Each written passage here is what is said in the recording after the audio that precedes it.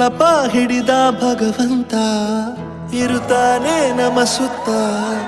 ಅವತಾರ ನಾನಾ ರೂಪವೋ ಹಣೆ ಬರಹ ತಿದ್ದಿ ಬರೆಯಲು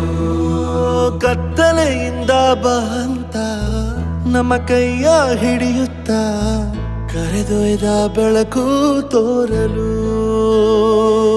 ನಯವಾಗಿ ಗದರೋದು ನಮ್ಮ